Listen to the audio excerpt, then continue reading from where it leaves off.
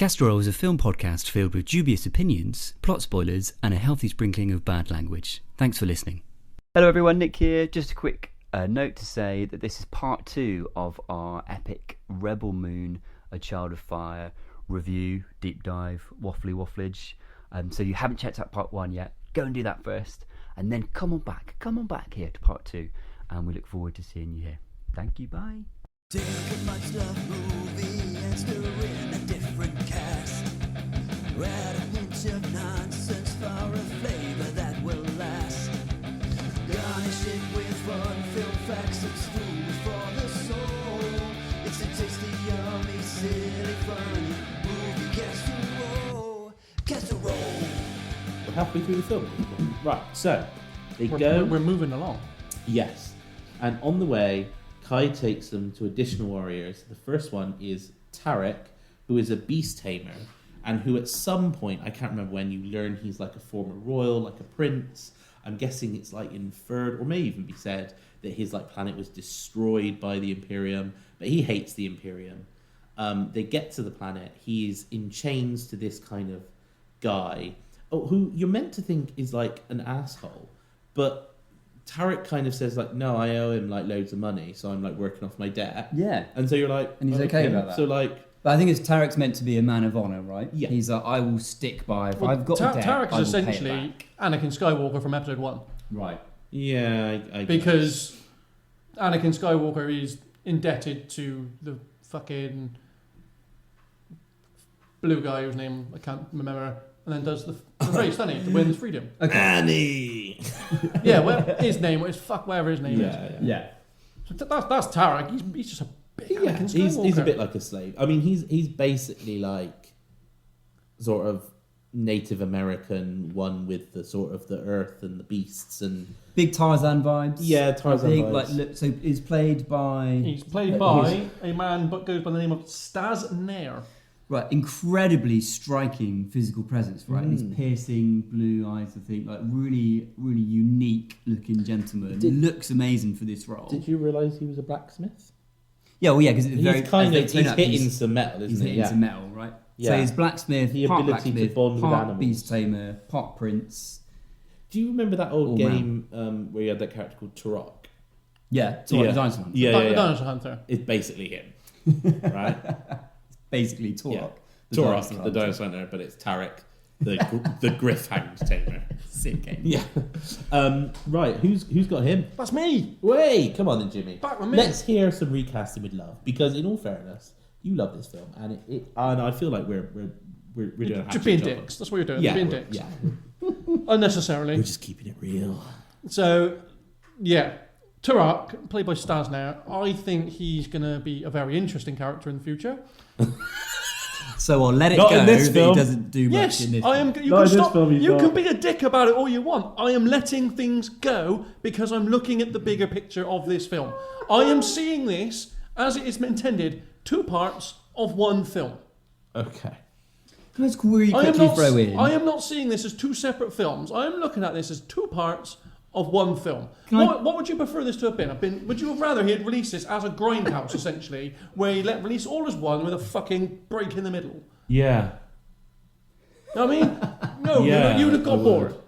I think it, But it's like it's like you're accepting the fact that this first part of this film has been written the way that it is. It's like you're accepting, like, well, that couldn't possibly have been changed. It is what it is. The plot is what it is, guys.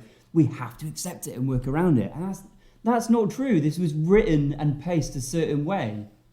And can I just say... and I see nothing wrong with it. But I see no reason to complain about the way it's like, placed. to take you back to, like, the film that you mentioned, I hate to say this, but, like, to take you back to Lord of the Rings, like, the middle film, you meet Theoden from Rohan, okay?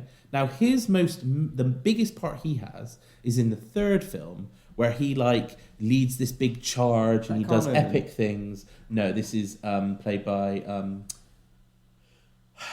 Bernard Bernard Harding. I can't remember his name, but no, it's the King. Okay. Carl Urban's his like nephew. Yeah. So he has this big thing in the third film where he leads this charge. He tries to kill the Wraith King, and he gets killed, and it's tragic. Okay, but in the film that he's introduced, he has story arc. You learn that Wormtongue has been controlling him. He breaks out of that. He then learns to lead his men. He learns redemption. He has all this stuff to set up what is then we care about in the third film. It's not like in the middle film we just go there's the king over there. In the next film he's going to do something cool. Respectfully, Sam, you have just used an example from a film that is twice the fucking length of this film. It's not. It's not. It's over 3 hours long. Yeah, all right. Well, make this is 2 hours 15. Longer then. This is 2 hours 15. I would have coped with another half hour if I'd got some kind of character development. I'm going to just throw this out there with a little prediction. I'm going to predict the second part of this film doesn't necessarily deliver all of the big character arc payoffs that you're assuming. Of course it's not. I'm imagining a lot of things. Admittedly, I'm imagining a lot of what I'm just guessing top of my head what I think is going to happen with a lot of these characters, which is why I've enjoyed the film. Because I've been introduced to the characters, I've gone, oh, this is probably what this is going to do. This might lead to this. That's why I've enjoyed it. Because I'm able to take each character, each little segment, and gone, oh, okay, this is this character. Okay, this is probably where this might lead. And that's why I've enjoyed it. Because I've looked at the bigger picture. I mean, I'm not putting it in a box and going, this is a first part of a monster epic film. This is where this character I think might lead. And that is why I've enjoyed a lot of these characters. I'm not boxing it off and being fucking poncy about it all. I am going, this is a great setup to what is hopefully going to be a really, really good finale. Do you know what? I don't even disagree with you. I just think it's very weird to have one whole film as a setup that you throw away. That's what I find weird. But I don't think this is all going to be thrown away. Just to say, Theoden's played by Bernard Hill. Just want to get that in there. I do not think all this is thrown away. Could I just throw in an example of a film where it arguably the first film is about gathering the band of heroes?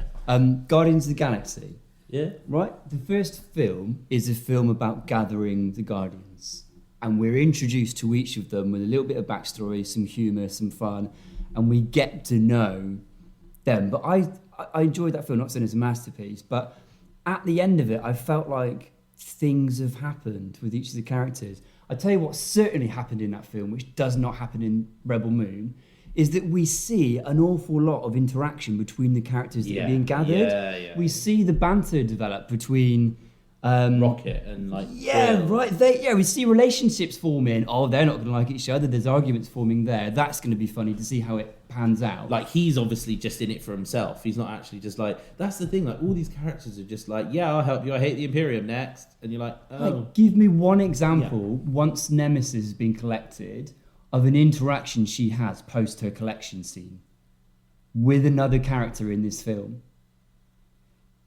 Give me one thing that Tarek does. Give me one thing that Tarek does. Going to be fucking loads of it in the next film.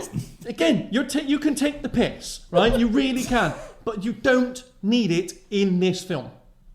You do. It's not required. No, it's not. Because by the second film... When you go into each little section, each character's getting their shine. So you can now go, okay, that's what this character's going to be about. I'm now going to look forward to it. You don't know about the character. All you know... You know enough about the character. You can see what they are going to bring to the group. You do not need a massive backstory for every character. I think you need motivation. Their motivation is they hate the Imperium. Right, anyway, Tarek, we'll never get through this. Come on, everyone, come on. So Tarek is there. Tarek is paying off a debt to the kind of farmer beastmaster guy. Yeah. He says that I pay my debts, I'm a man of honour. And then the group, which is that stage, is Cora, Gunnar, and Kai. And they make a bet with the saying, if he can tame your beast that you clearly can't fucking tame. No, the beastmaster says that, right? He says, here's the deal then. Yeah. If Tarek can tame the beast, I'll let him free. If not, you're all in chains. Right. And everyone's like, yeah, sounds good. Because they say to Tarek, someone says, can you tame the beast? And he's like, I can tame this beast. He's like, yeah. I reckon. I'm going to do it. And then, to be fair to him, he does go and tame these Just beasts. because you can tell he is a gentle soul. Because he's like, has a moment, like a Griffin whisperer moment with the beast, where he like talks to it quietly. Hey, we're both from the same kind of place. Yeah. You've had hardship, I've had hardship. And he touches the beak, and the creature's eyes widen. So there's a connection forming there. And then he jumps on the back of it. And then there's this cool scene where he's flying through the rocks. Which is a cool scene. And I'll tell you why I enjoy the scene, because it's basically just ripped straight from Harry Potter. Yeah. And I am not going to knock down a scene that's just ripped straight from Harry Potter. And you've got Hagrid saying, like, marvellous creatures there. and then But Malfoy tries to get on it and it bites You're him. skipping over details with this Griffin. He's not just walked up and touched him. He's walked in and told the blokes, drop your chains. He's instilling a trust between him and the creature. Yeah. You know what I mean, he's not walking and going, bosh. He's gone, you drop your chains. And he talks in another language. Is it an actual language or? I think apparently it's a cross between Portuguese and something else, which are two languages that the actor knows, and he kind of mixed them, which is really cool. Yeah, interesting. There you go, an alien language right there. Exactly, I would have been much more That's up for better. that. Yeah, that's better. And then it cuts back to and he finishes the alien language. He's like, "There you are, there, Griffin. You come on, I get on your back now. I get to fly you." James is really not happy with this right now. Really sorry, I'm not happy with all this Irish. It's unnecessary. That's what someone should have said to Charlie Hunnam. So whilst this is the first scene that we have, because this is like the first proper collection scene. They've already got Kai, but Kai approached them. This is the first collection scene. And when he's riding the griffin, or whatever this beast is it Benu or Bennu, possibly? This is the first scene where that's going on, right? So the character being collected gets their cool scene. And whilst that's going on, we have to pan back to the rest of the crew who are like watching. There's a lot of pan backs. We're like, oh, there he is. So he eventually appears. He tames the beast. He lands back down. It's like super cool. And then inexplicably, right? So he's paid his debt. He's released out of his chains. He boards the ship. As he's boarding the ship, the Beastmaster guy is like, oh, I'm gonna fucking ride this griffin myself now. Gets on. The griffin throws him down and kills him. And then Tarek is like, looks back and goes like, that a girl. Like he's glad that happened. Which is just really inexplicable to me. Like, the whole thing he was meant to do was tame the beast. He's an honourable man. I'll tame the beast for you so you can ride him. Well, that's actually, the deal. Technically, he didn't say he'd tame it. The bet was, can he ride him? Oh, okay. No, I thought he said break him. If you can break him. He didn't. He But said ride him. the Beastmaster did say break him, and that is, I believe, a terminology used with cowboys. It is. That's how they break stallions. To get in a wild stallion. It's get on them. tame, To right? break them in is to get on them, ride them, and ease and get them used to a rider. I just felt it was really odd to go for all that. There's no need at that point for the griffin to have killed the farmer. That doesn't really give us because the anything. griffin knows that this farmer's a horrible person. But is the farmer a really horrible I think he is. I mean, he's not... There's nothing to tell us that he is. There's worthy nothing of to tell us that he is. Do you know what I said? Do you know what I think would have been more interesting? Again, like there's a lot of this stuff. But say the farmer had got on. Say the griffin thing had taken off and had flying, and the farmer had fallen, and Tarek had been like, oh, I said someone could ride him, but I never said you would be able to ride him. That one. Like something like that. Something like, I've made the beast able to be flown, but you're not worthy to fly the beast, or something like that. That completes that little arc. Yeah. But there's all these moments where someone has gone like, oh, we want to see that bird kill someone. And it's like, okay. It's a bit strange. Anyway, who's got Kai? Who's got Tarek? Yeah, sorry. James, that's me. You've got it. Yeah, you go. Fucking hell. Zac Efron. God. Okay. Is it gonna be better? I know you laugh, but I think you're actually now giving a lot of discredit to Zac Efron and the roles that he has. You said it. Maybe you Yeah, should do have you know what I'm cast. saying? Like, I'm just fucking fed up with you taking the piss. Maybe you should have cast Zendaya because there's a link there as well. There is a link there as well. And he's the greatest showman, beast tamer there is. I'm not saying that's necessarily the worst casting ever. I think he's got the physicality for it. Do you know what? It's just out of left field. It's It really, just is. how much of that decision was six-pack related? Yeah, Not much. Okay. What did you base it on then?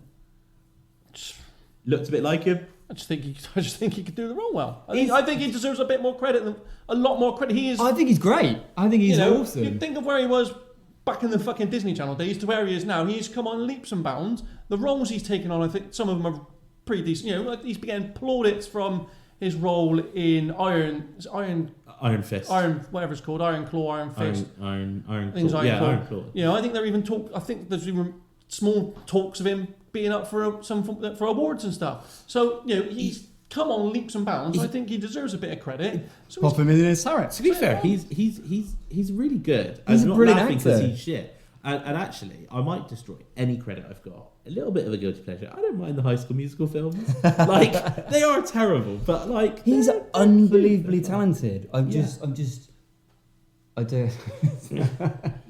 I don't think I could buy him, like, doing, like, half Portuguese, half another language, kind of... I don't know. Do you know what? I think we are giving discredit here, because I think he has got acting chops. I do think he's the physicality. I think he's got, like, the chiseled body that would work well for it. I could see him with a long mane of black hair. Yeah.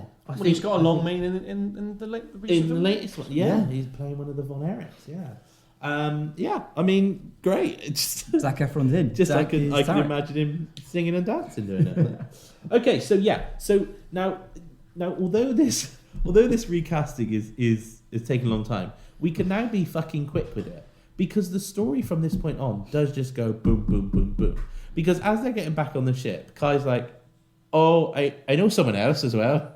And like, she's like, Cora's like, all right, in for a penny, in for a pound. Crack on. Yeah. Crack on. Oh, is there a bit more Cora backstory at this point? I think. There's probably another. There's more Cora backstory when they've got Nemesis. Right, so let's just bash on to Nemesis. So because they it go to cuts another- super quick. It then. cuts Superman. They're in a lift going down to With this mining the person. world. Yeah. Nemesis is on the lift with She's them already there. So fuck knows when they've met her or anything. Yeah, and they go down, and she goes in, and basically this giant spider lady comes down, and she's got a child. You get more backstory about the spider fucking lady than you do about these people that they're taking. So the spider lady, and it's really interesting actually. She's got this child, this human child, and the mother's outside crying, and Nemesis is like, you need to give the child back. And she's like, why should I? Like, the humans came to my planet, the smoke and the fumes, like, I can't give birth anymore, my eggs don't hatch, like, I've lost all my children, like, I'm gonna make, I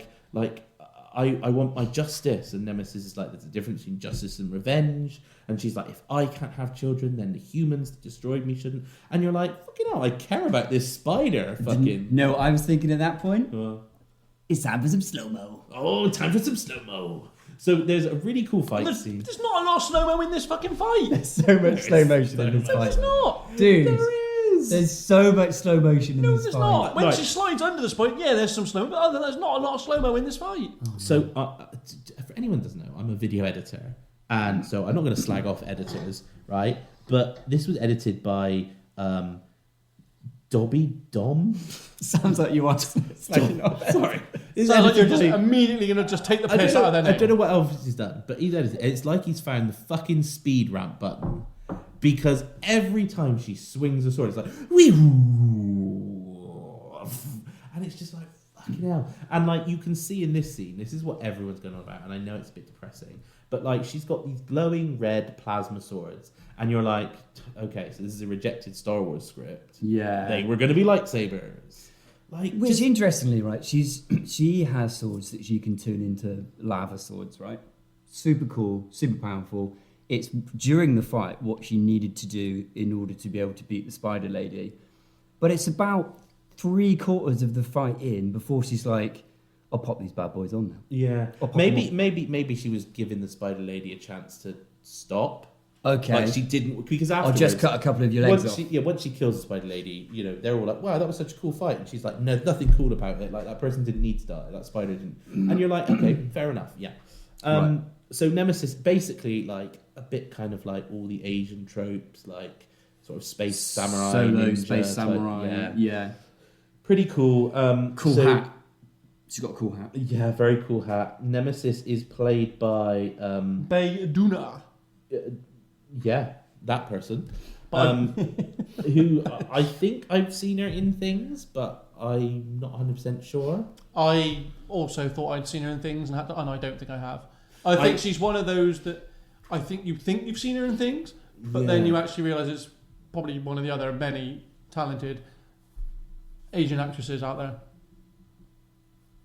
Yeah, no, She was in Cloud Atlas. Oh, yeah. Who would have been, what's the name of the character that's in the fast food restaurant? Who's the first, like, she's like a clone, essentially.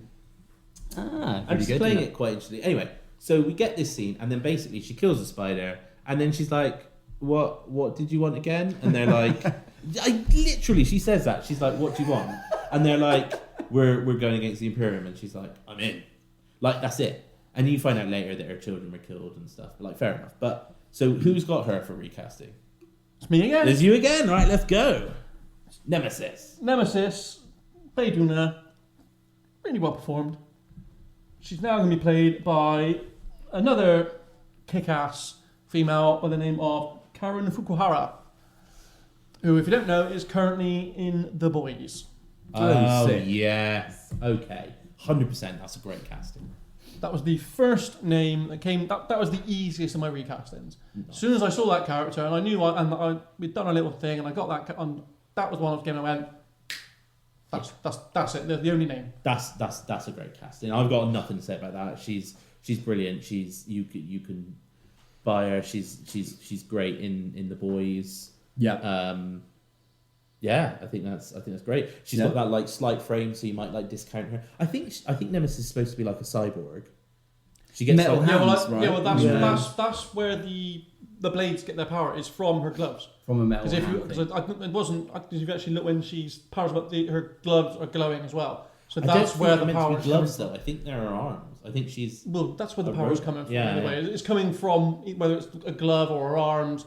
That's where she's getting the power from. So I agree. I think she's a really cool character, and I think like one of my problems with it is I'm like, she's really cool. She's got a good look to her. She's got cool weapons. She's like sympathetic to the thing. Like, you've got a glimpse there of an interesting character, and I think if they like just had less and spent a bit more time on her, I think that would have been really interesting. I want to know more. Yeah, which maybe we'll learn more in the next film. I bloody hope we do. Right, okay. So we've now got Nemesis, and so they're like, okay, we've picked up Tarek, we've picked up Nemesis. Another example during that fight where all the fighting's happening and it cuts back to the crew so far who are like flinching, like, because that's all really we get from the crew as they're being assembled. That's all we get from the other members of the crew. Yeah. Are those. And you keep taking the piss about that, but what would you have them doing whilst all these other people are being showcased? Anything! Like what? They are the main point of those scenes are the people that are being showcased. What would you have these people doing in the background? For example, they could find these characters in situations they need to rescue them from, or they need to help them with, or they need to prove a reason for them to be with them. It's like basically these characters are auditioning for them. That's the problem. They just get there and they watch them do something cool and they're like, yeah, do you want to join us? And it's not even do you hate the Imperium. We've got a fire. If you say that you've got to rescue these characters, I think that immediately makes all these other characters weak. Because you're basically saying these characters need rescuing by Cora and Bitch Boy Gunner.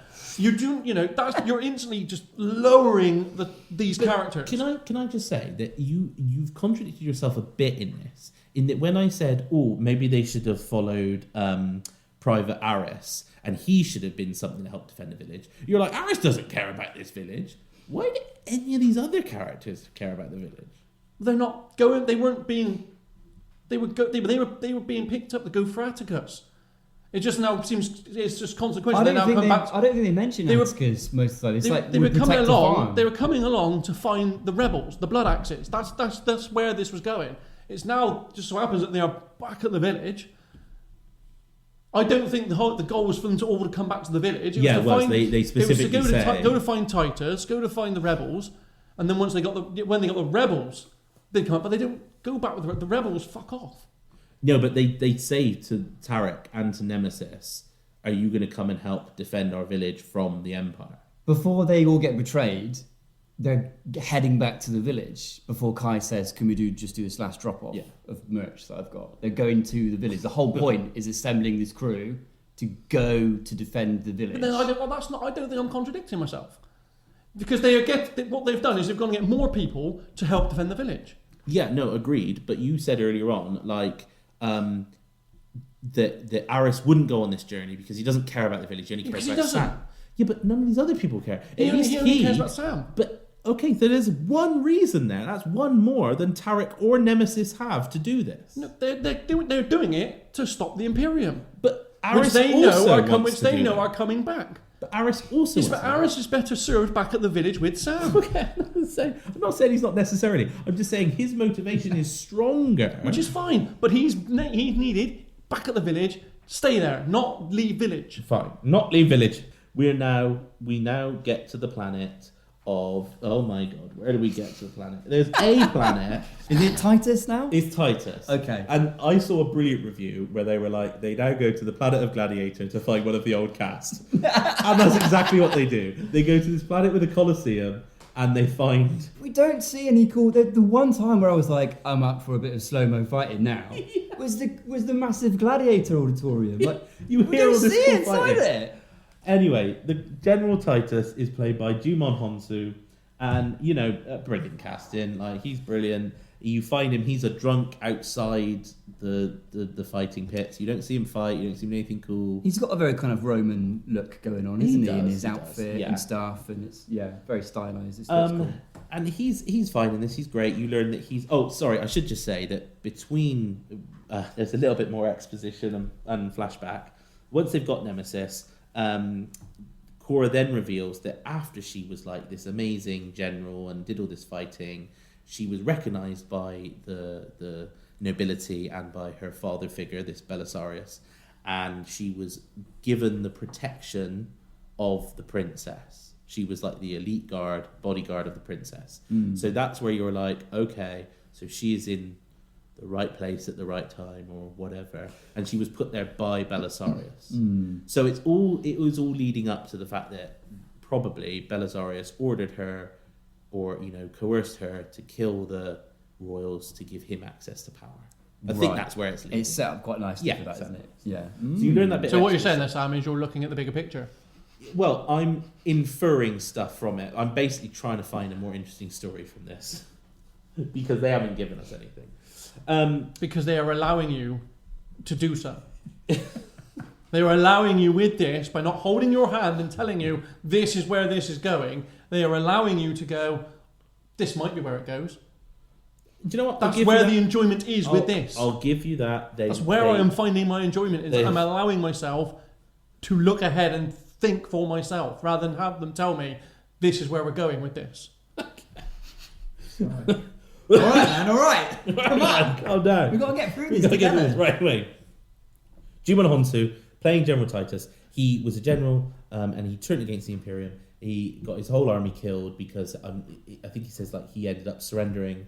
I'm guessing because they said like all your men will go free if you surrender, so he did, and they killed everyone. We never quite find out. We don't quite know. I'm guessing. And so he gets like shaved, cleaned up, and again he's like, "I'm not joining your crew." And you're like, "Oh, this is different." He's like, "I'm not joining your crew," and then Cora's like, "Yeah, but you could get retribution." He's like, "No, I can't." He's like, "Well, what about just some revenge?" And he's like, "Oh, all right, yeah, I will."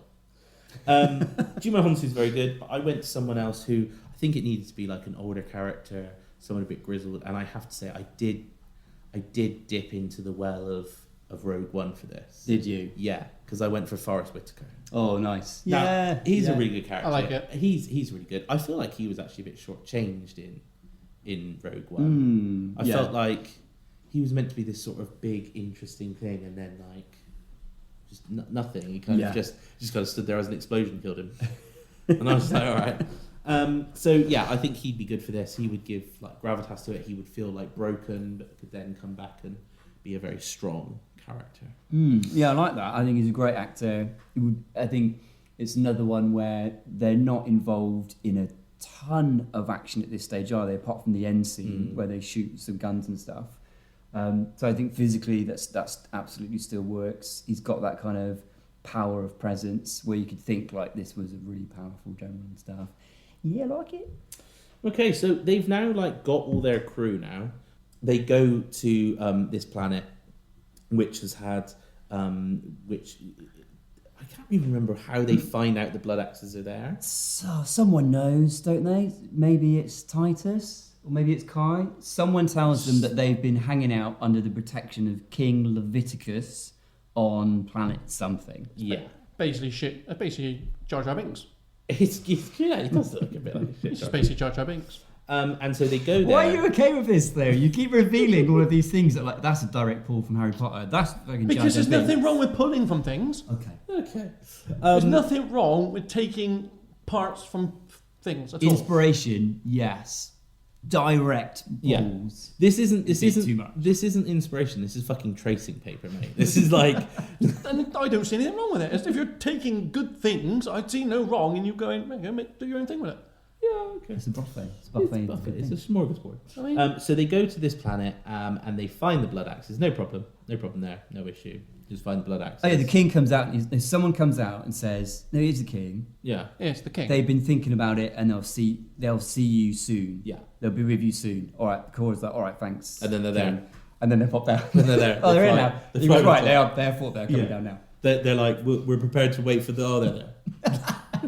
So then you get these two blood axes, which is the brother and the sister. Yes. You got Darian the brother, and Yes. what's the woman called? Devra. Devra, yeah. Devra and Darian. Yeah, Cool. okay. So Devra, we think... So basically, Darian agrees to help them. Devra's a bit more kind of reluctant, but we think she's going to be in the next film more. So we haven't recast her in this one. Her whole motive now is to help is to avenge her brother. Well, spoilers. Spoilers, but yes. So in this, we've only recast Darian Bloodaxe, who's played by Ray Fisher. Now, who's got Bloodaxe? I've got Bloodaxe. You've got Bloodaxe. Because I had Bloodaxe in the beginning, actually. That wasn't a swapsy for Lovely, me. no swapsies.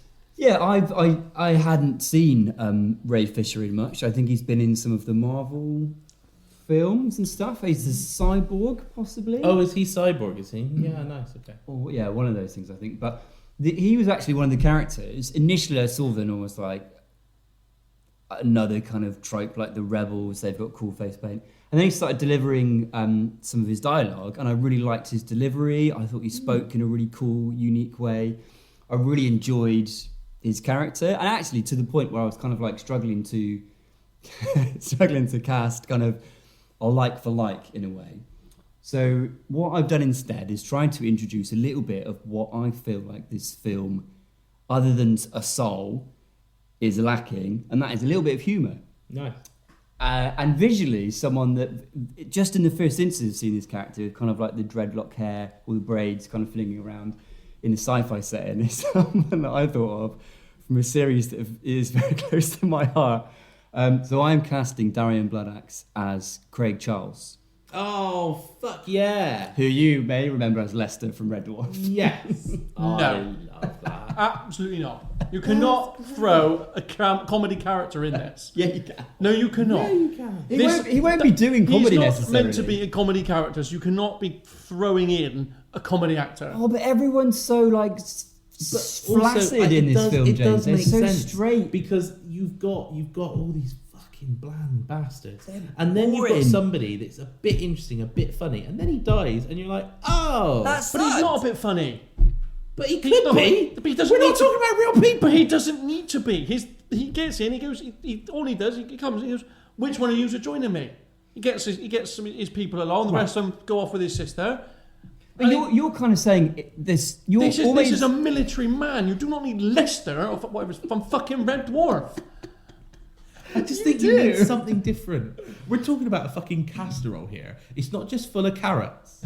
You need different things, different flavours. Craig Charles would not work. You have got the grizzled kind of guy in Kai. You've got the grizzled kind of guy in Tarek. You've got the quiet grizzled kind of woman in Nemesis. Grizzled and guy now in Titus. You've got a grizzled Titus. You don't need another grizzled guy. Everyone's so grizzled. They're all grizzled characters. Dull. They're all grizzled for a reason. Do you know what I think it would be really cool as well? Yeah. Would be because even like these rebels, right, are really kind of cool, aren't they? They're really stylized. They've got their cool face paint. Like everyone's like, oh my god, they're such cool fucking rebels, man. Whereas I think if one part of, and maybe I'd really enjoy recasting the sister Blood Axe as well, but I thought if Craig Charles was leading them, he and the rebels would all be like a little bit more kind of like a bit greasy and a bit more like, do you know what I mean? They'd be a little bit scruffier and a bit like, what, fucking rebel. It'd be a bit more piratey. And that to me sounded like it'd be really fun. You've just completely taken the piss with the film with that. No, space pirates are cool, man. You don't need someone like Craig Charles doing all that shit on that film. I think it'd be a much needed injection of levity. I think that right there just shows you haven't taken the film seriously. And that you've not taken it seriously. I think you've taken it too seriously. Because you've just gone, fuck it, Craig Charles. No, I think, right, okay, hang on. Craig Charles has done some, like, proper roles, okay? He's not just done Red Dwarf. And I think what you're failing to realise is, like, he's only got a tiny amount of this film. He dies straight away. Yeah. And he dies so quickly, you don't care. You've even admitted you don't care about his death. No, because the deaths are not there to. The deaths are plot points. They're not there to care about. It's even Sindri's death. You don't care about it because it's a plot point. Okay. What are you talking about? What are you talking about? I don't understand how you're defending this film whilst at the same time saying, but that part of the film isn't there to be understood or known. It's just a plot point. What do you think a plot point is for in a film? The fact that you've just said it as a plot point means the film has failed to make you care in any way. It's like everything is there as... It's like most other films are there to be endured. Like all of the plot and the dialogue is there to be, it's a slog to be endured. Whereas you literally said about this film, I loved it, it's absolutely breezing by. As though it's breezing by because I'm enjoying the film. But what are you enjoying about it? Well, what are you not enjoying about it? Well, we feel like we've covered it at length. I feel like we've covered it at length. I don't think you have, because you've even said yourself, I think I'm the middleman, there's some good things in this. Yeah, but none of them are story. Like this would But there is clearly a story. What the fact to sit there and say there is no story is an outright fucking lie. It's not. It is complete waffle. Okay. To turn around and say there is no story because there is a story. It may not be the best story. I'm not claiming it to be the best story, but to say there is no story is waffle. Okay, there's a story. Okay, there's a story of there's a big bad gonna kill a village, so they get some people to defend it. Fine. What more do you want? There's a story. And what more do you want? For what is clearly the first half of a monster epic. But what you're talking about is a plot, not a story. There is a plot there. There is a... And there is also a story. No, because a story is why people are doing things. The peaks, the troughs, the drama, the intrigue. You've said that you didn't like Gladiator because you didn't buy any emotion from Marcus And Phoenix. also it was boring as fuck. Yeah, this film has got no emotion from anyone. At any point. I mean, I disagree. Who? I think Tarek's got emotion when he's with his little hippogriff. You know what I mean? There's something he's showing emotion. That, like I said, you do not need all this exposition and stuff of all these little characters right now. But do you not find it interesting that the scene you chose as an example of where this film has emotion, where in a film that's meant to be about a really emotive subject of people banding together to save people in need, the scene that you chose as the identifier of the emotion in this film was one little a Tarzan man speaking to... Yeah, you asked me to pick an example. I picked a fucking example. Yeah, but there is a story in this film. If you're choosing to not see it, that, I'm sorry, is your problem. I am choosing to see a bigger picture because I know what this film is. Okay, all right. Look, okay. So they've now collected everyone. They've collected the blood axes. Kai now says, "I'm going to betray you." No, he now says, "Okay, I think you're amazing. I'm gonna." He's like decided like he's not just going to take you on the journey. He's going to join them and defend the village with them. Yeah. Cora, you kind of get the sense that Cora's kind of got a bit of a thing. There's for a bit him. of flirtation There's a bit of going on there. flirtation Wouldn't there. happen with Tommy Lee Jones, but I'm fine with No, that. but you could have had more of the father figure Yes. thing there, taken over from Sindri. Which I think is kind of- better. Exactly. Because it's worse when he betrays. Yes. So Kai then says, "I'm going to help you. I've just got to like drop off this cargo because otherwise, like these people are going to like come after me and cut my bollocks off." Yeah. So And it's like leaving his life. He's meant to be saying, like, Yeah. I'm going to leave my life as a thief Yeah. behind and so become a hero. they get to this planet and it's even called like unregistered port. It's like that's it. They've given up even trying to name places by now. They get to this planet and Kai's like, unload all of the crates. I think it's called like Garvidor or something. But the location on it is like, Yeah, port unregistered something. port. Garvidor. And so they take off these crates, and the same bounty hunters are there that took the person at the start. The aliens. No one Auric clocks High them. looking Yeah. aliens, right? Yeah. We are the orcs. Yeah, anyway, and so they take the crates off, and then suddenly Noble is there, and he's revealed, and it's all bait and switch, and the crates open up, and there are these weird kind of restraint The leg spine things, things. the spine things. Yeah. And all the characters get caught. And Kai's like, I was actually a bounty hunter all along, bait and switch. Noble comes along, and you actually get some character exposition here. It's not organically done, but they tell you what the characters are. This They're was, like, for me, one of the best scenes. yeah, But I wanted to have cared so much more at that point Yeah. about the characters. But Yeah. at least we did cram in at that point, like there was some feeling for me. I could enjoy, like, I think maybe arguably, because who dies then? Blood Axe eventually. Blood Axe dies eventually, and then Kai. And Kai dies, yeah. Do we Right. actually ever see Kai die? Yeah, he gets shot in the head with a bolt. Does he? I think Gunnar, yeah. Gunnar when he does it. Goes under his So chin. this is a stupid thing as well. These like spine robot things, you put a gun in the back by someone's neck, and you can fire a bolt in the back of their head, which like Severs the spinal cord. yeah, and so it like incapacitates them, so that they can then their brain can be like looked for information or whatever. Yeah. But this same thing, if you turn it to the left, unlocks the whole thing. So Kai's like, Gunnar, put the gun in there and kill Cora. Or like paralyze Cora. Like, I know you love her, but you're going to do it because you're a little bitch. And Gunnar's like, actually, I'm just going to turn it to the right, release her, and put a bolt in your head. Yes. And so he does that. So everything breaks free. Can I just rewind a little bit, though? One of the advantages this film could have had by like setting up all these characters on sort of like an level footing Yeah. is you haven't really got a hierarchy there. No. And I think if you'd had them all in restraint crates and then Noble had just come up and say like shot Nemesis in the head or something Yeah. and killed one of them off, Yeah. you'd be like, oh fuck, anyone could die at any point. Like Yes. that's crazy. Like you've set her up, you think she's going to be something, and there's such wasted opportunity there. Like that could have actually been a plot point to make it a bit more interesting. It's like what Game of Thrones did so well, wasn't it? Yeah, Was right. really develop characters that you care about and not be afraid to be like, boom, Yeah, they're kill them dead. all. Yeah. So basically, all these people escape, and Noble's ship is there. Not the big ship, but like his like mini ship Yeah. is there. Blows up some of the like rebel fighters, and it starts like shooting the bridge that they're on. They're on this sort of big floating Blows up the little bridge. ships. Yeah, Yeah. and It kicks it off. Darian Bloodaxe runs along. Craig and sort Charles of- now. Yeah, Craig Charles. It's great now, isn't it? Craig Charles runs along. James And is he's really like- upset. it's About like- Because flying- you're not taking it seriously. He's flying through the air. Craig and Charles he's is just the most Nick choice you could throw out there. He could have chosen Michael Cera. That would have been a better choice. Jesus.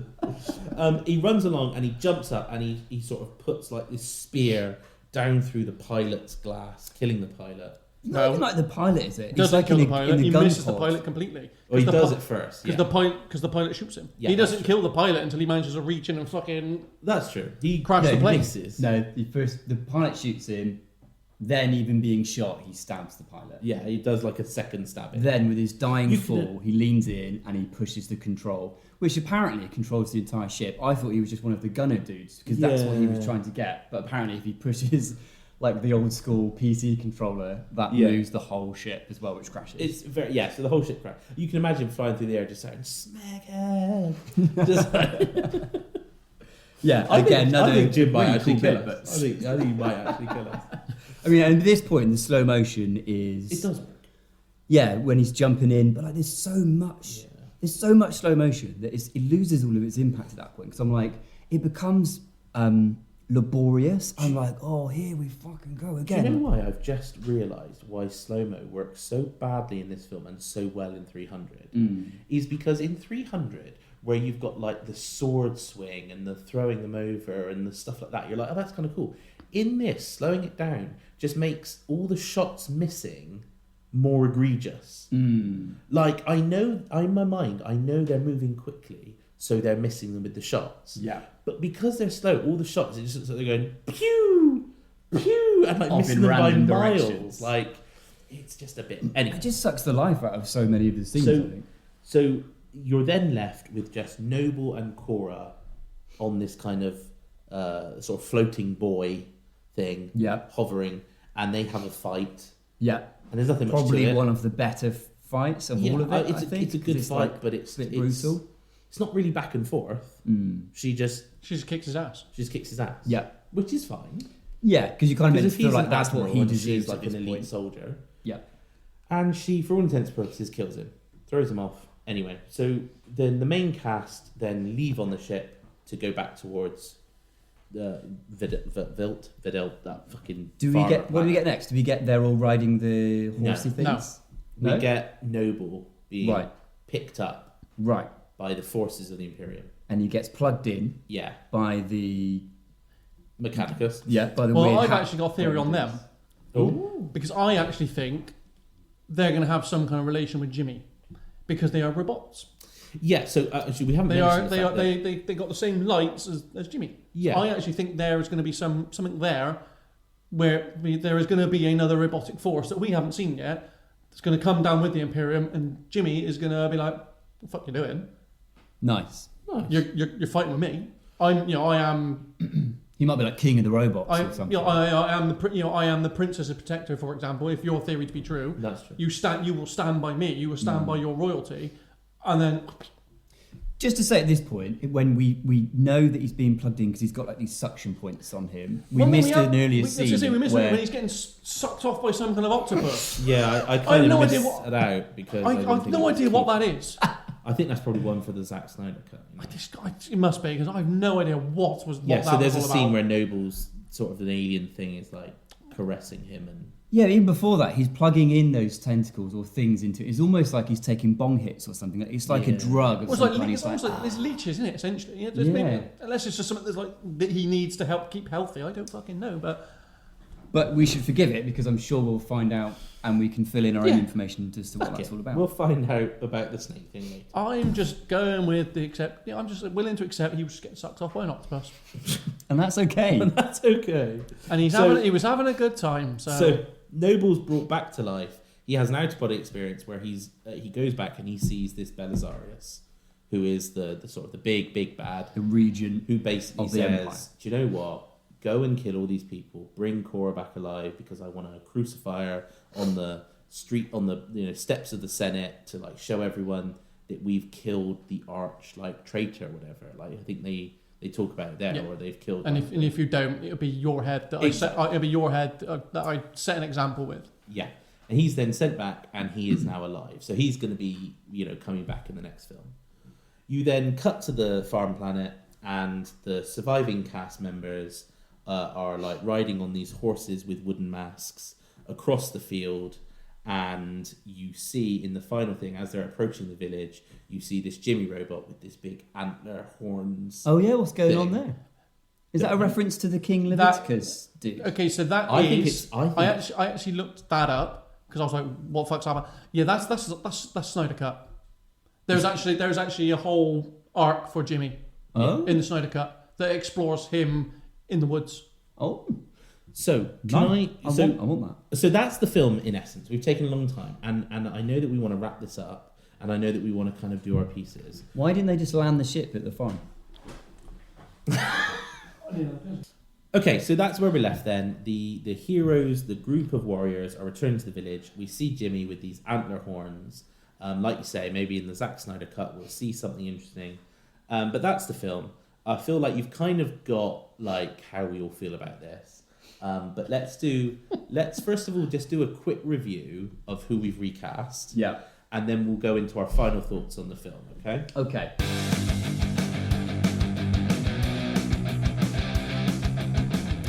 So the first person we meet is Cora, and that was you, Jimmy. Who's now going to be Gal Gadot. Gal Gadot. We then meet Gunnar, which I think is you, Nick. Yeah, that's Tom Holland. Nice. We then meet Sindri, who is the sort of village father, who is now Viggo Mortensen. Nice. We then meet Admiral Atticus Noble, who I've gone with Owen Ryan, who is Ramsay Bolton from Game of Thrones. What a baddie. We then go to the port and we meet Kai. Yeah, who is now Tommy Lee Jones. Oh, that's a nice one. I'm happy I with like that. that one. That's a good one. Kai then takes us on a journey and we meet Tarek, our first warrior. Who, way out of left field, is now Zac Efron. From that, we then go and we see Nemesis, Who is now Karen Fukuhara. which is really good from The Boys. We then finally get to General Titus, who was played by Jimon Honsu, but I've gone with Forrest Whitaker. Nice.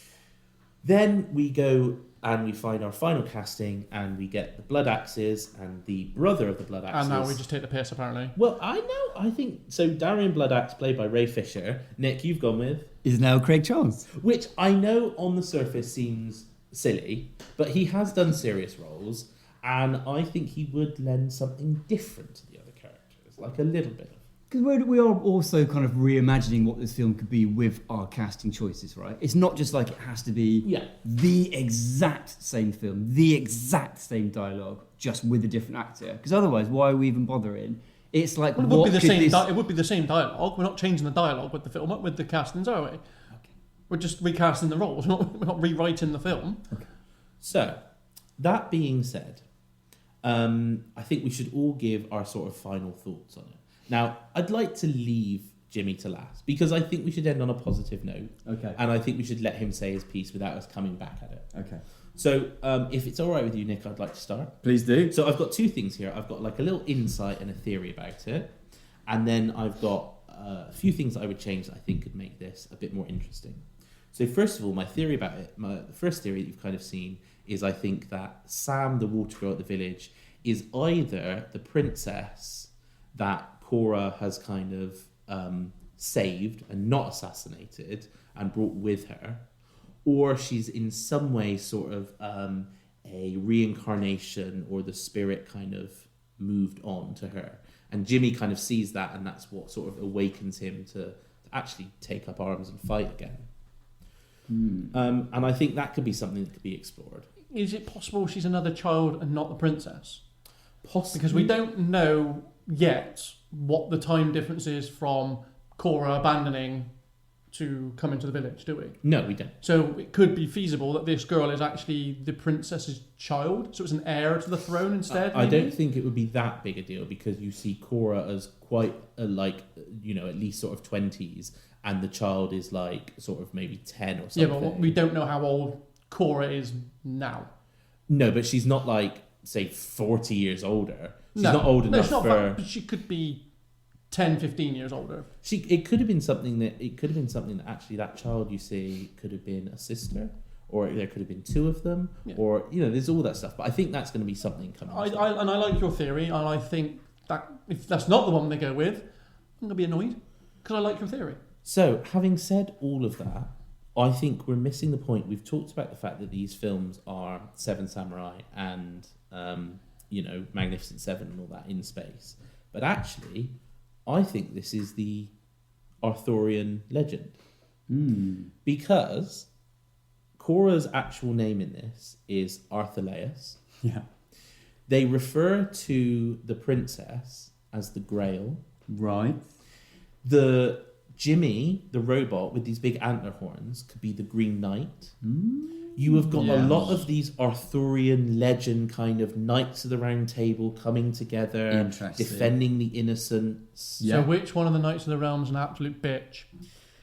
What, Gunnar? Yeah. Gunnar, yeah. Yeah, So but that- so which one does he portray? Well, that would probably be what's his name? Not Galadriel. Lancelot? No, Lancelot. You think is probably Nemesis, because Lancelot was amazing with Yeah. swords, the best fighter there is there. Gunner's Merlin? Gunnar's probably what's his name? You know what? Just give me a second. I will look up the Knights of the Round Table, because there is a character that fits with him, Percival. So Percival was a knight that was devoted to the Grail, but just didn't like fighting much. He was like, he was kind of a bit more of a pacifist. That kind of fits then. Yeah, you've got, Mordred, who is like the evil one, and that I think is like Atticus Noble. You've got that kind of like. So I think it's kind of like the Arthurian legend. That's Kind of comes interesting. back. I guess if nothing else, that is another term of reference that this film has incorporated. Yeah, exactly. Which is giving it a plus. It's something interesting. But that is something that allows, which you've done by allowing yourself to interpret something rather than having it handheld. You've gone. No. It's either going to be. I think it's this, or it could be At this. no point do I want a film to hold my hand. I just at some point want it to give me something that I care about. They could have done all of this, but given us a bit more. Now, I've got like a couple of changes that I think would make this film infinitely better, and I've kind of hinted at it. But my first one that's bigger, I wouldn't have killed Sindri at the beginning. I would have crippled him. Right. This guy is a guy that's very physical. He wants to protect his village. I would have killed his wife, and I would have crippled him and left him a broken man. He then could have had a story arc. He could have been the one that was left back at the village that kind of showed that he still had worth, and that ultimately would make a difference, even though he was left as something nothing by Noble. I think it would have been much more interesting to leave Gunnar behind.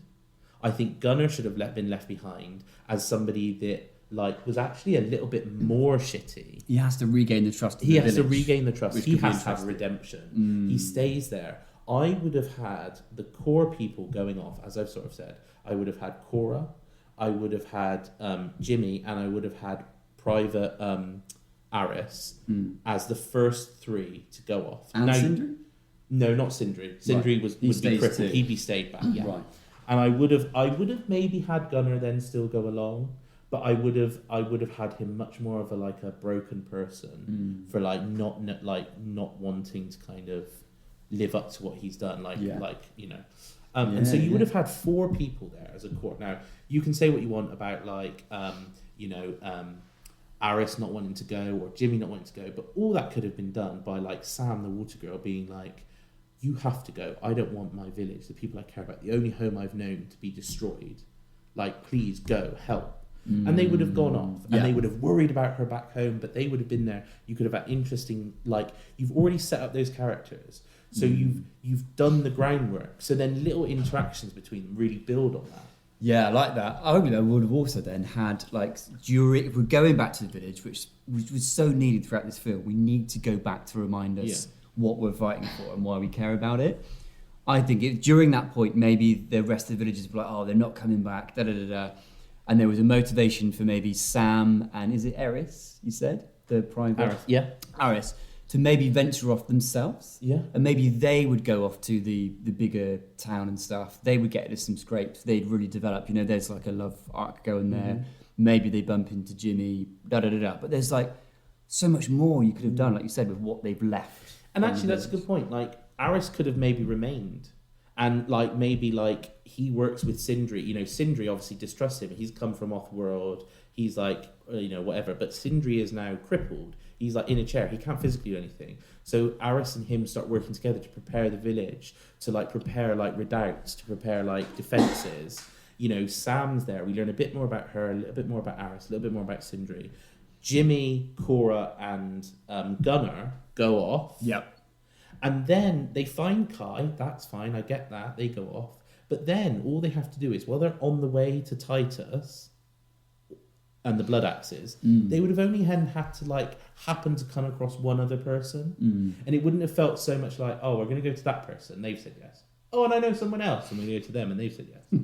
Oh, and then we're going to go to someone else. Like, it wouldn't have felt so formulaic. Yeah. I felt like if maybe where Titus was, maybe he was like fighting in the arena, or maybe he was something. But while they were there, they saw Nemesis fighting in the arena, doing something awesome, being badass. Yeah. And as they were breaking him out, Nemesis helped them and like got caught up with it and was there more organically. Yeah. I think that would have been a much stronger kind of reason for everyone being there. Yeah, that's cool. And then with the blood axes at the end, I agree that maybe you kind of go there, but I always felt that it was kind of like a split thing where it's like, are you going to find Titus or are you going to find the blood axes? Yeah. And you could say both. But actually, I think it would have been stronger if they were going to find Titus and they were like, we need to find Titus first, and then once we've got him, we will find, you know, an army for him to lead. Yeah. So the main thing was just Titus. It was just Titus they were trying to find. That was the motivation. And then maybe it could be that while they were escaping and they, you know, did all that, they were helped by the rebels. Like, they were there, and it happened. It was more of like an opportunistic, like, you know. And then when they're helping them, they're like, "Why are you doing this?" We get to know the rebels doing their Exactly, rebelling. you get to see them doing something, doing what they're meant to be doing. Yeah. So we've got their motivation rather than like, hey, we're the rebels. What are you guys doing? Oh, do you want to come? And I then wouldn't have actually killed anyone off in this film. Would you Because not? I think if you spent the time building the characters, and in this film it was all hopeful, and you've got everyone together, and everyone's coming back to the village, and they get back, and you see a bit of the interaction, and they're prepared, and they kind of, the last scene, rather than just Jimmy Robot standing with the antlers, you see them kind of like prepared, and then suddenly the last scene is the dreadnought kind of back in the sky. You need a Boromir, that's though, where don't it you? cuts. You need a Boromir Exactly, at right? that point. So you do. I think there needs to be a death. I So don't you think there care. does in this one. Because I think then the deaths can happen, because then the deaths have meaning. Yeah. They are dying for the cause. They're dying where they've chosen to lay their lives down. Jim, what's your thoughts? On what? I thought I wasn't rebutting on this. I thought we were... You give a chance it's to just rebut. Do you think those would have been interesting changes? Yes, some of them make absolute zero sense. And Which ones make no sense? well, for example, Sam and Eris, they are not going to go off on their own. It would be an unnecessary thing for them to leave that village. I mean, On their own, it would be completely unnecessary. for them to suddenly go, that. Yeah, well, I'm just saying that is completely unnecessary. I think Sindri getting crippled, yes, okay, but then you said, oh, you'd have a nice little arc. No, you wouldn't. Because his part ends when they leave the village. You're not going to get anything more with him. you see, his arc would be, I would have him being the person that kills Noble. Because But that's not going to happen until the second film, is it? No, I agree. An arc can go over 2 films, but I'm saying at this point, no arc has even begun. At this point, you're going from flatline to something. That's why I've told you I'm disagreeing with you completely on every part. Well, I mean, that's Because, like I said, we have got every one of these characters, their arcs have begun. They have joined up with Korra to fight the Imperium, and we are going to get that culminating in the second part. okay. And I'm hopeful that we are going to know why Tarak ended where he was. We're going to know why Nemesis is doing what she's doing. Because that's when they're going to have the time to give us a bit more on that. This is the setup to all. This is Act 1, essentially a big Act 1. That's what this is. That's what I viewed this as. Big Act 1 for Acts 2 and 3, which are in April. This is a huge 4 or 5 hour film that's been split in half. If film 2 has lots of scenes of people standing around discussing and getting to know each other, great. I mean, that's going to be good. But that's arguably what you spend the first film doing. Yeah, but you don't actually, do you? You don't actually learn anything about anyone. No, but that's kind of what you should spend the first film doing. Yeah. So that there's payoff in the second film. Yeah, but they can do all that when they're back at the village, preparing it for war. They can learn a bit. They can discuss. Oh, why did you choose to come to me? What made you come with me? Blah blah blah blah. Excellent. I hate this character. This to my. the Imperials did this to my village. This, they did this to my mum. They did this to my daughter. You can do all that. Just a little chat when they're preparing the village for war. Okay. They did not need to happen at each individual scene where you were just giving each character a little bit of shine to go, Nemesis, this is what she can offer. Turok, this is what he can offer. Because, we forget, there is a big forest by the thing. Turok is going to command a shitload of animals. Oh, fuck yeah. I will put my money on him having a force of animals. Because, I've already read up on the Snyder Cut. And there is some more exploring of Jimmy after he runs off into the forest, and he spends time with the animals. So I know there are animals near this village. You can bet your ass Turok's getting involved in that. Well, they've already got the horsey things as well, haven't they? You can bet your ass he's getting involved in that, and that's where he is gonna. That's gonna be his role, and you've been shown that with his ability to command the hippogriff, which is definitely not called a hippogriff, but I can't remember what it's fucking called. So I'm calling it a hippogriff, because it basically is. Nemesis, she's clearly going to be a massive fighter, and her role is probably going to be train up the villagers. I think that's where she's going to be coming. Her role is going to be to make sure the villagers are prepared for battle. Actually, I think she'll be a sort of a lone gun. I think Titus will train up the villagers. See, I think Titus is going to take on the role of second commander of the rebels. I think he's going to be leading those rebels that follow Blood Axe, and then when they come with Devra, I think he's going to be deemed as like the leader of the rebels with Devra. We're going to have to do episode 2, aren't we? Yeah, of course we have to do part 2. Right. But do you know what? Hopefully it'll be great. Right, Jimmy. Nick, what's your take? For me, this film, like I said, was it's a mess. It's very much style over substance. It looks great in places. But I just feel like it's a jumbled, incoherent, rushed, complicated, sci-fi, lazy mess. I'm really sorry, Jim. I know you liked it, and I'm not trying to hate on that. For me, this was like a candy floss film. Looks great, looks like it's going to taste amazing, does taste great initially, and then ultimately leaves you unsatisfied and unfulfilled. Doesn't have any substance to it. In fact, I'd go further than that, and I'd say this is like glitter cheese flavoured candy floss. It's got like so much visually that's crammed into it. It's kind of an assault on the senses, but there's no substance to back up what's happening, and so much of this feels inconsequential because there's very, very little that develops between the characters. What I would do for this to be a better film, don't hate me for this, right? Number one, I think that I would have the moon that the village is based on part of a number of moons surrounding this one planet. And I'd have each of the little character arcs set on a different moon. And rather than just travelling by ship, like it feels so kind of like fast travel, doesn't it? And I think that's what takes away a lot of the feel of like this being an interconnected world. Every place they go to feels so utterly separate and isolated, is that I'd maybe have each of the moons of this planet kind of connected by like a warp gate or something. So like that's the way that they end up travelling between them. But that doesn't feel like fast travel.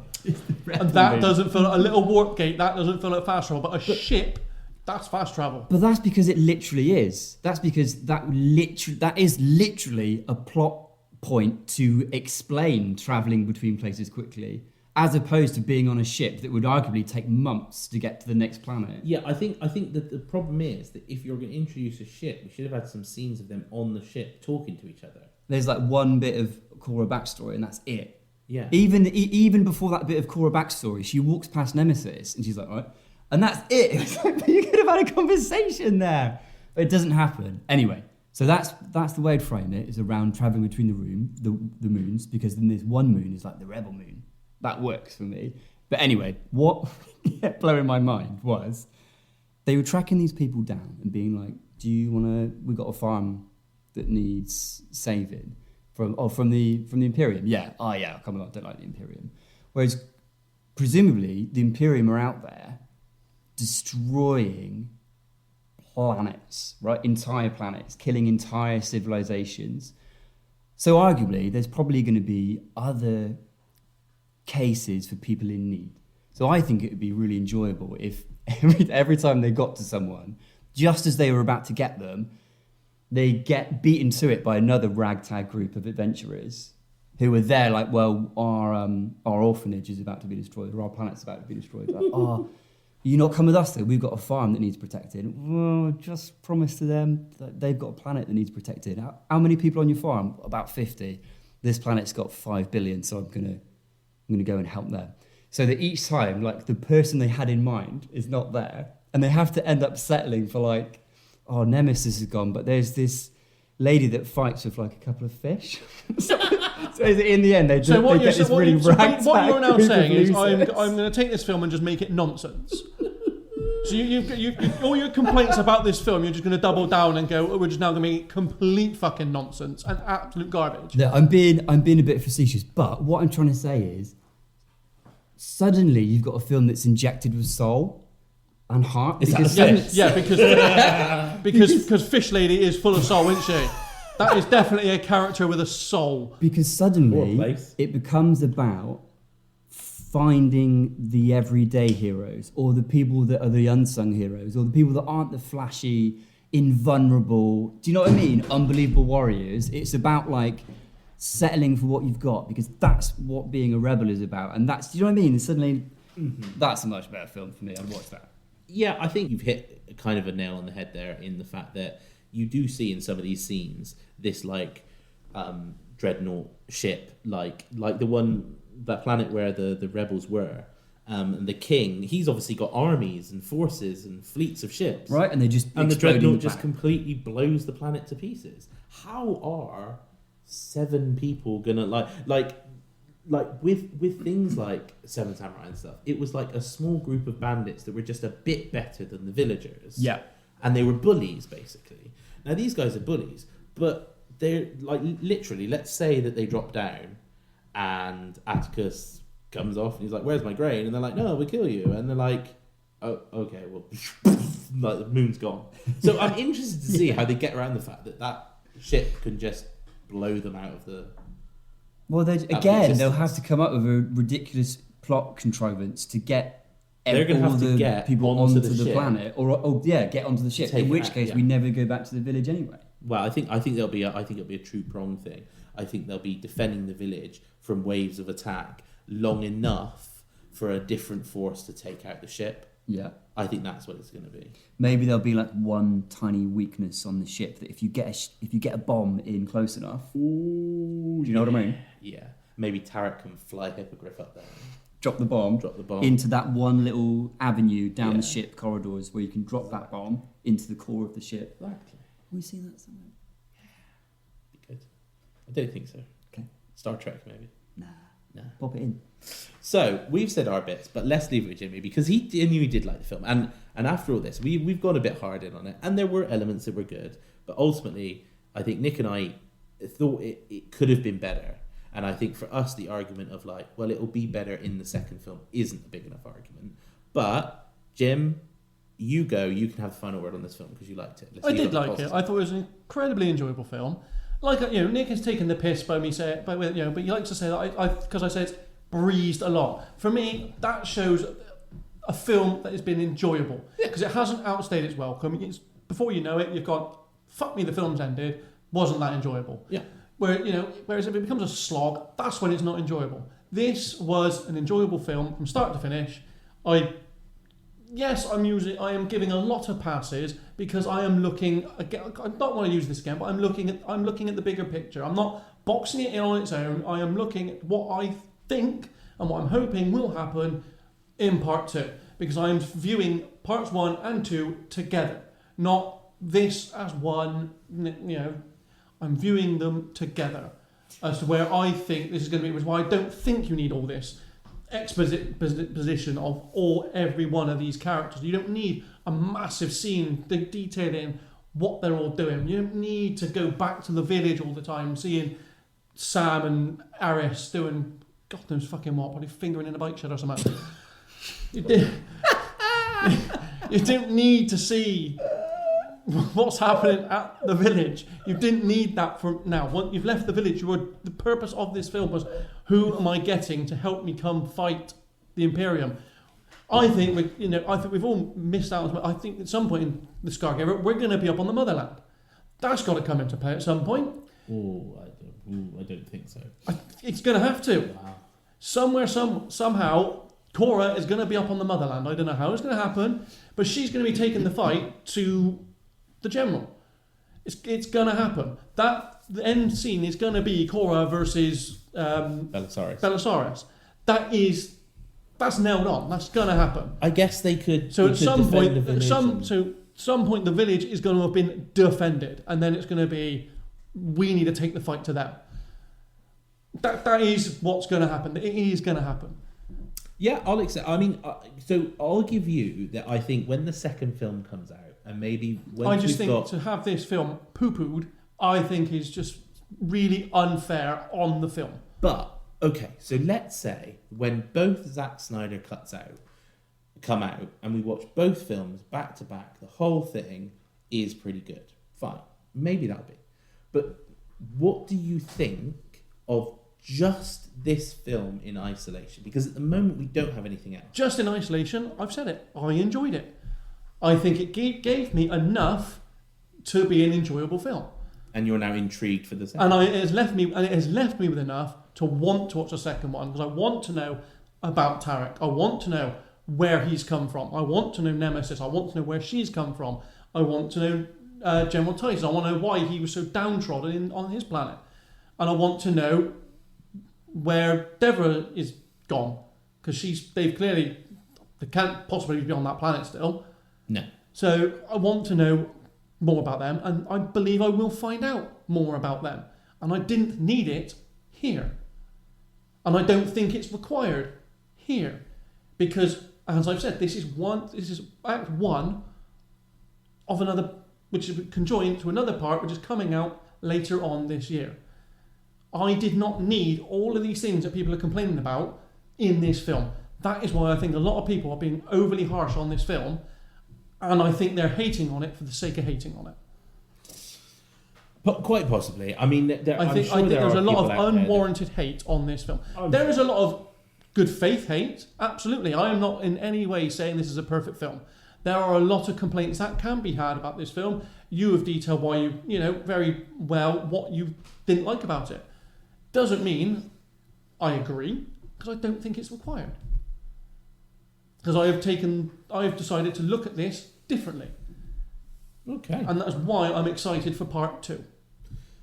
Well, I mean, that being said, that was Rebel Moon, Child of Fire, the first one.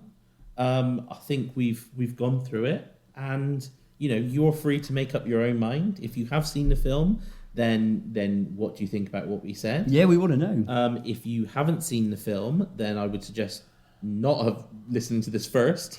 But if you did, then what do you think going into the film? Do you think we're right or wrong? Yeah, and if you haven't seen it, at least you haven't got just one opinion. You've got two I think we've got 3 very different opinions. Yeah. Because so there was go make it your own mind. I don't think we've got one. There's not 2 opinions on this table. There are 3 very different opinions.